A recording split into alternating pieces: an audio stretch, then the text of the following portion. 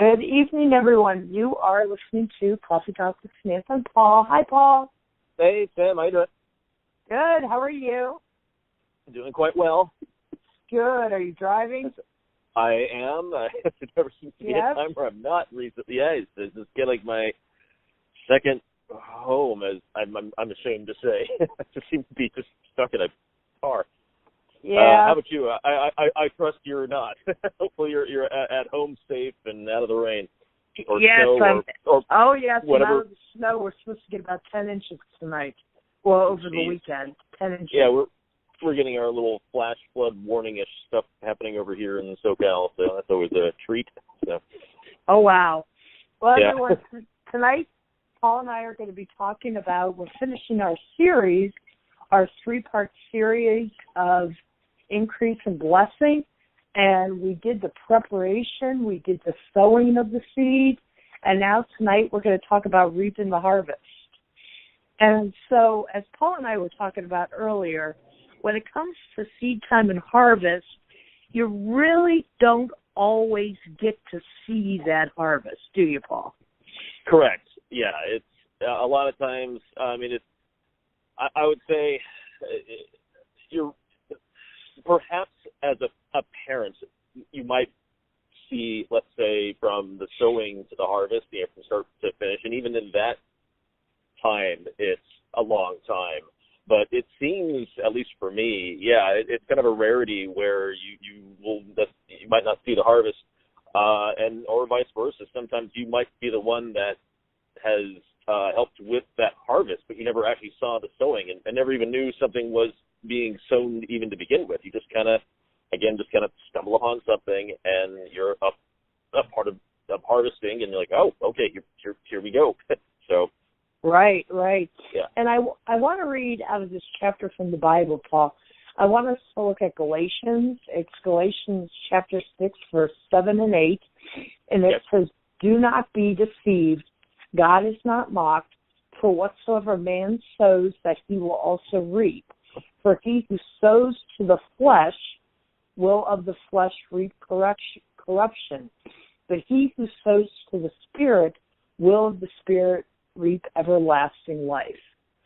See, to me, what that was saying is that if you sow into the flesh, if you sow into the earthly things, you're going to reap corruption. But if you sow into the Spirit, if you sow to God, you're going to receive your ever after life in heaven. Yes. What do you think?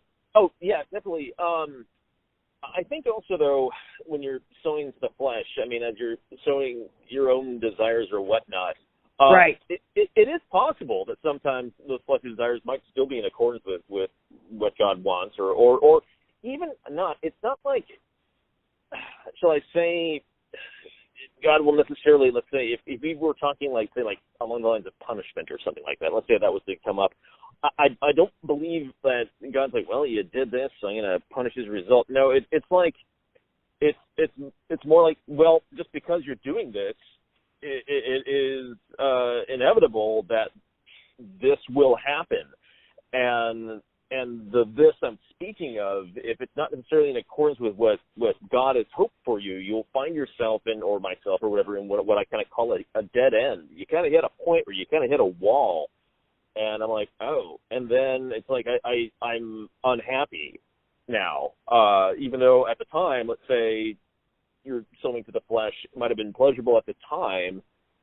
The harvest, you're going to call it the harvest, was really kind of like nothing. It's kind of like eating junk food, and in the end, it was just empty calories. It didn't really help. It might have tasted great going down, but the results, I'm like, oh, I gotta, I feel awful now, and it's, and so again, it's not like a punishment per se. It's just, well, this is the result of what it's like to sow to the flesh, right? And hopefully then, if we kind of recall, God speaking to our heart again, I use this. I'll probably end up using this all the time. But I just love using this. Hindsight is usually 20/20. You'll kind of look back, and hopefully, if all goes well and you're in a very prayerful state, God will kind of show you, well, yeah, this is what happened as a result of this. It's just, in the not like it's like, oh, you did this, I'm gonna, give you a whooping. I don't think it's like that at all. It's just like, well, because you chose this path, this is how it unfolded. But it's like, I still love you. I still breathe life into you. We can pick up the pieces and begin again. Right. Yeah. And so there's always that chance to rediscover and self-discover as well, and rediscover God again in your life. And okay, well, let's do this again. We'll always be constantly moving off the path. It's just inevitable. Again, that's the reason why I think Christ refers to us as sheep. We're kind of dumb, and and we are attracted by flashy, fancy things that appeal to us, myself included. I'm not a hook either, and we get easily led astray. It's hopefully, though, through God's grace or whatnot, that we're shown this before we hit a point where we're either too far gone or we do something really stupid, and now our life is at stake, literally. So right.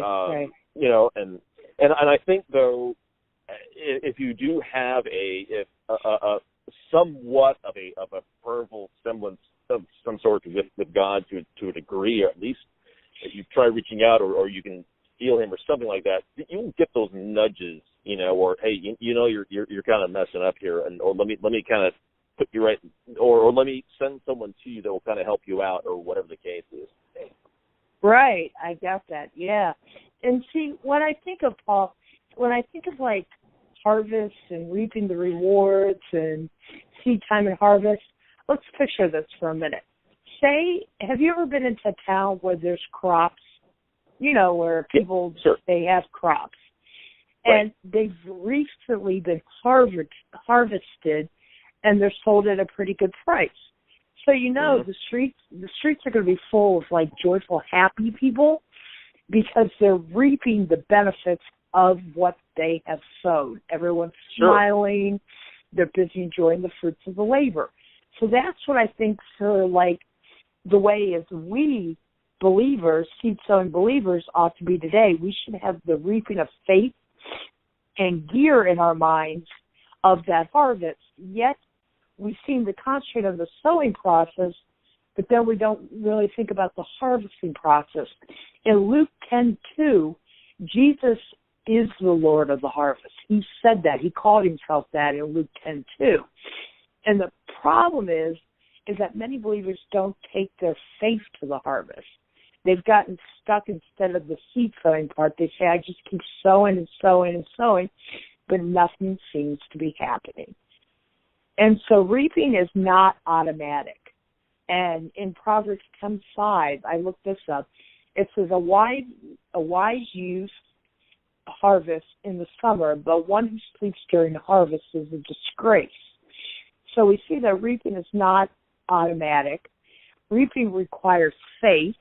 These are some of the things I jotted down from a book I was reading on reaping and sowing. It said that reaping is not automatic. It also requires faith.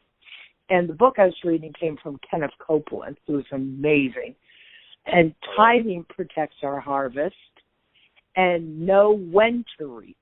And Pastor Copeland went on to say that every crop has a season for planting, another for harvesting. The same is true in the spiritual realm. When you first plant your seed, you don't get the sickle of it, but so you get to reap it at the same different time, know where to reap.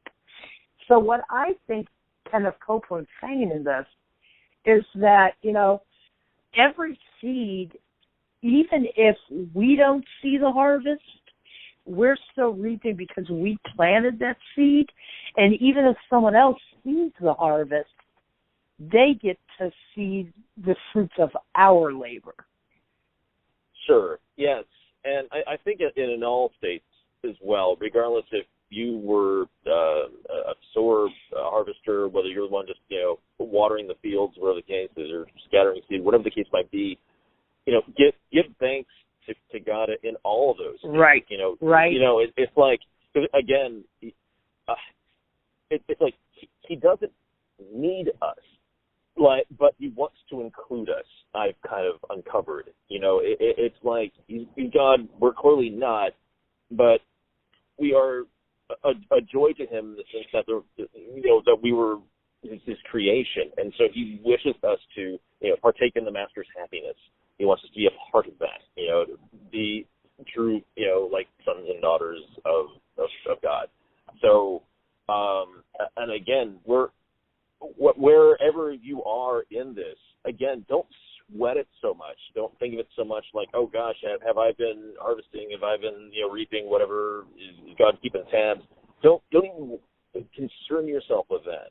If anything, it's just I think what St. Paul says, just you guys just focus on the kingdom. Think about who he is, and just marvel at that alone, and everything else will be added on to you. You'll be given the opportunity. You'll be given the pitchfork, so to speak, or the whatever it is, or the plow, or whatever is required, metaphorically. It will be provided. As you align yourself with God. At least for me, I have found. Whatever the case might be. It just somehow again, like I said, I just kind of just stumble into these things. It's not like I actually try to plan it out or whatever. I just say, okay, God, whatever you have planned for me today is whatever you have planned for me. And it's like you wake up and you're like, well, I've got another day of life breathed into me. So, that's a blessing in and of itself. And I guess the more I just kind of focus on that and just kind of focus just on, I mean, I'm slightly off topic, but I think Einstein said something like, there's two types of people in this world. There's the one person that thinks that nothing is a miracle. There's another type of person that thinks that everything is a miracle. I like to hope that I was kind of that first person for a while, and then I became the second person. And everything is perceived almost like a miracle. Like I'm amazed even that anything, that life even exists sometimes. And and just how we function, just how our bodies function and everything, to me is almost nothing short of a miracle.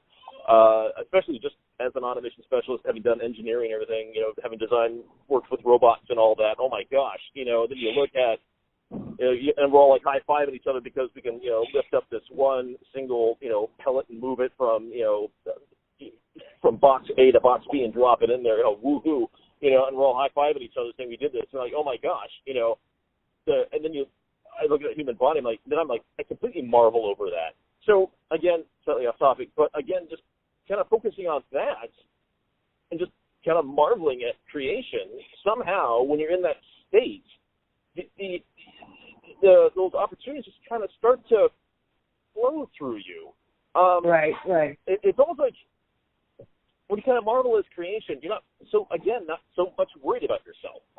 And kind of mentioned this a couple of coffee talks earlier. It's like, how do you serve God? You serve God by serving others. If you don't concern yourself too much or worry so much about yourself, and it's not so much your concern, you just kind of feel like you wish to help others, just because when you start marveling creation and you marvel at other humans or whatever, you're like, those are sons and daughters of God, creations of God too, and you start to serve as your family.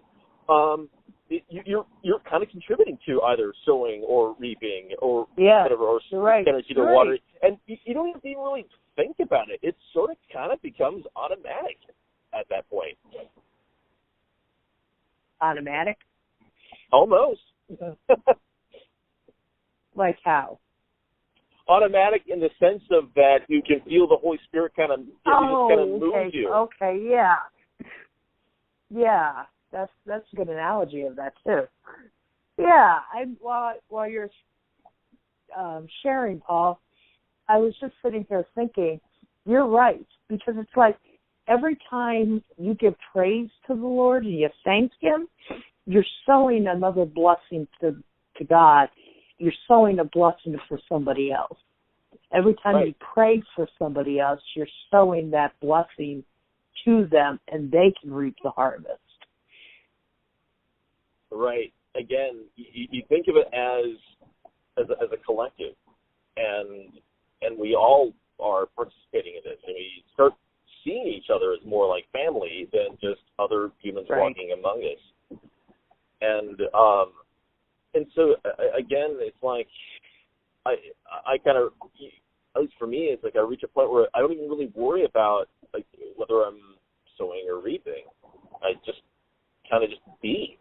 And then someone will like approach me and say, "Hey, Paul, thanks. That really helps. You know, whatever it was that you did, something. You know, or they'll bring up something, and I'll be like, what are you talking about? Because I don't even remember what I did. Like, oh yeah, you did this for me way back, or whatever, or you mentioned this, and that meant a lot to me, and then I said this to someone else, and then that affected this other person, and I'm like, oh, okay, well, yeah, you're welcome, but it just sort of just kind of happened.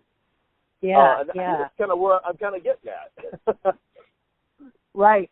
And I think that God will show you where your harvest is. If it's for you, God's going to show you where it's at.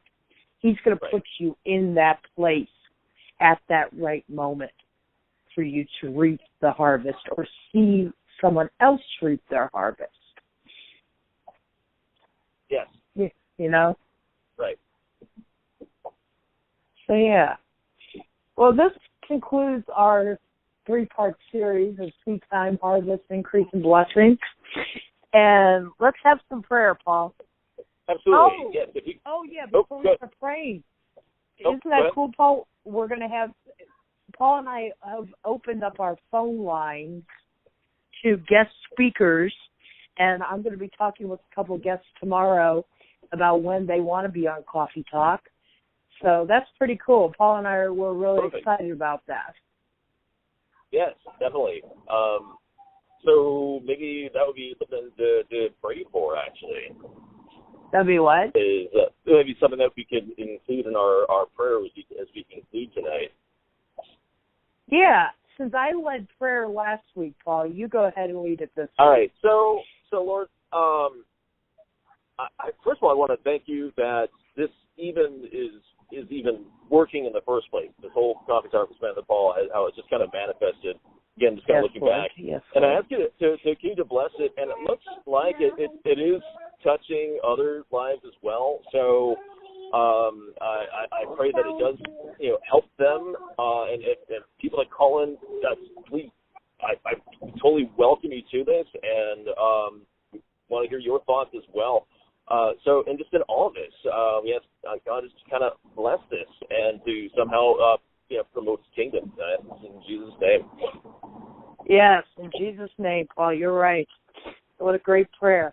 Okay, well, that concludes Coffee Talk with Samantha and Paul for tonight, and we will be back on next week. All right. Okay. I'll talk to you soon, Paul. Okay, we'll catch up. Sounds good. Okay. Okay. Good night, everyone. Okay. All right, good night. Bye.